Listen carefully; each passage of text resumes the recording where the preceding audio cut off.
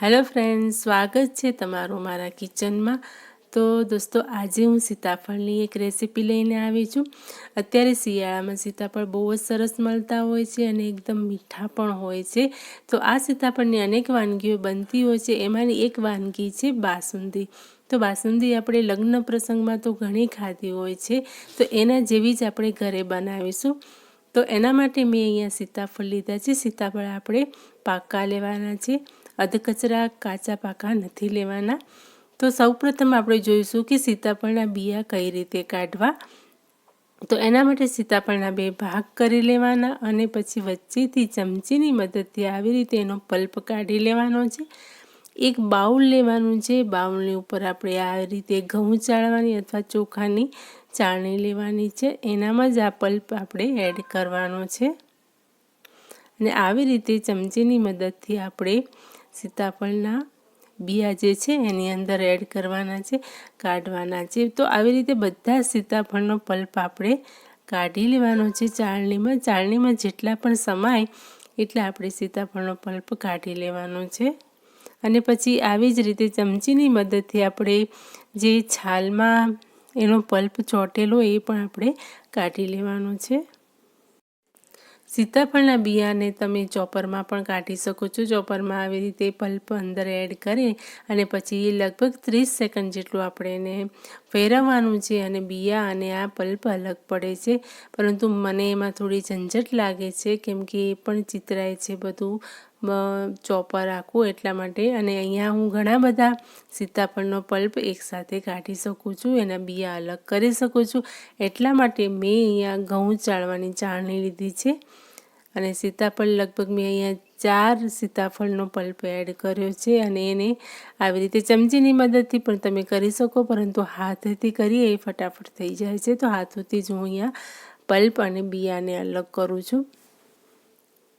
સીતાફળના બિયા કાઢવા બહુ જ ઝંઝટનું કામ છે, પરંતુ મને નથી લાગતું કેમ કે ચાળણીમાં મેં જે રીતે કાઢ્યા ને પહેલાં મને યકીન જ નહોતું કે આવી રીતે પણ એ પલ્પ અને બિયાને આપણે અલગ કરી શકીએ છીએ, પરંતુ જ્યારે મેં ટ્રાય કરી ત્યારે ખબર પડી કે આ તો એકદમ ઇઝી છે।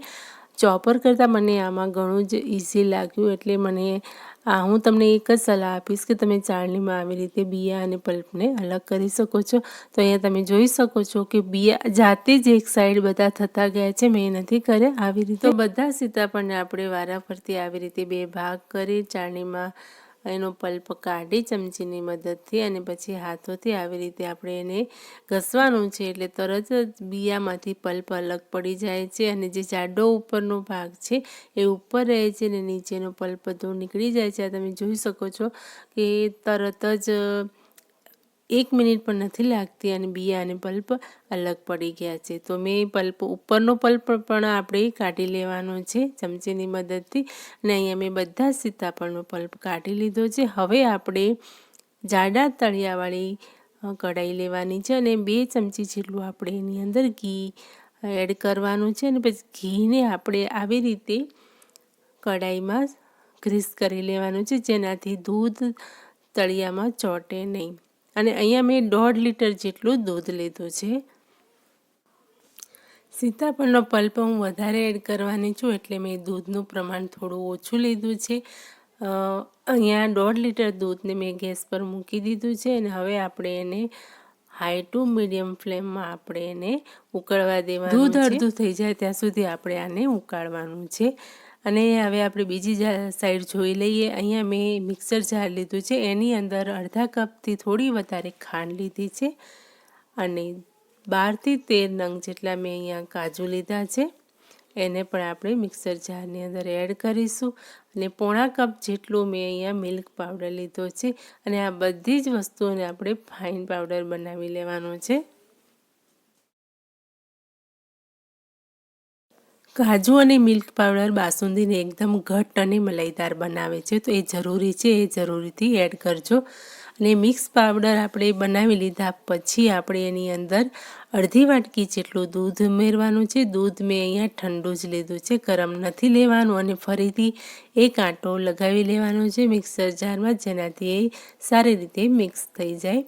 અને આ બાજુ આપણે દૂધ જોઈ લઈશું। દૂધ અહીંયા અડધા જેવું થઈ ગયું છે અને દૂધમાં તમે જ્યારે એને ઉકળવા મૂકો અને હલાવો ત્યારે સાઈડમાંથી આવી રીતે મલાઈને લઈ લેવાની છે અને ચોંટવા નથી દેવાની, કેમ કે મલાઈ જો ચોંટી જશે તો આપણી બાસુંદી મલાઈદાર નહીં બને. તો હવે આપણે આની અંદર એડ કરીશું જે આપણે પેસ્ટ બનાવી છે ને, કાજુ, મિલ્ક પાવડર અને ખાંડની. તો એ અંદર એડ કરી દઈશું અને સારી રીતે એને મિક્સ કરી લઈશું. આના પછી આપણે ફરીથી એને 5 મિનિટ સુધી ઉકળવા દેવાનું છે. જેટલું વધારે ઉકળશે દૂધ એટલી તમારી બાસુંદી મલાઈદાર અને ઘટ્ટદાર રસીલી બનશે. તો હવે અહીંયા 4 મિનિટ જેવું થઈ ગયું છે. તો હવે આપણે આ કઢાઈને નીચે ઉતારી લઈશું ગેસ બંધ કરીને. અને નીચે ઉતારીને પણ આપણે આને થોડીવાર હલાવવાનું છે, જેનાથી દૂધ નીચે ચોંટે નહીં. અને રૂમ ટેમ્પરેચરમાં આવે દૂધ ત્યાં સુધી આને ઠંડુ થવા દેવાનું છે. અને એના પછી આપણે આની અંદર ઉમેરીશું સીતાફળનો પલ્પ. તો આપણું આ દૂધ જે છે એ ઠંડુ થઈ ગયું છે. ઠંડુ એટલે રૂમ ટેમ્પરેચર સુધી આવવું જોઈએ. તો ઠંડુ થઈ ગયું છે. હવે આપણે આની અંદર એડ કરીશું સીતાફળનો પલ્પ જે આપણે કાઢીને રાખ્યો હતો એ. મેં અહીંયા 1.5 લીટર દૂધ લીધું હતું. તો એની અંદર હું અડધા કે 500 ગ્રામ જેટલો હું અહીંયા સીતાફળનો પલ્પ એડ કરી દઈશ. તમે ચાહો તો આની ક્વોન્ટિટી વધારે ઓછી કરી શકો છો. અને પછી સારી રીતે એને મિક્સ કરી લઈશું. 1 લીટર દૂધ હોય તો સીતાફળનો પલ્પ આપણે 250 ગ્રામ જેટલો તો હોવો જ જોઈએ. તો જ તમારી બાસુંદી એકદમ ઘટ્ટ બનશે. અને મેં અહીંયા 1.5 કિલો જેટલું દૂધ લીધું છે. તો એની સામે મેં અહીંયા 500 ગ્રામ જેટલો મેં અહીંયા પલ્પ એડ કર્યો છે, જેનાથી એકદમ ઘટ્ટ બનશે બાસુંદી. તો અહીંયા પલ્પ અને દૂધ સારી રીતે મિક્સ થઈ ગયા છે. તો હવે આપણે આને ફ્રીજમાં મૂકી દઈશું અને ફ્રીજમાં એકદમ ઠંડુ થાય 2 કલાક સુધી આપણે આને ઠંડુ થવા દેવાનું છે. અને પછી જ્યારે તમે સર્વ કરો ત્યારે આને ગાર્નિશ કરવાનું છે.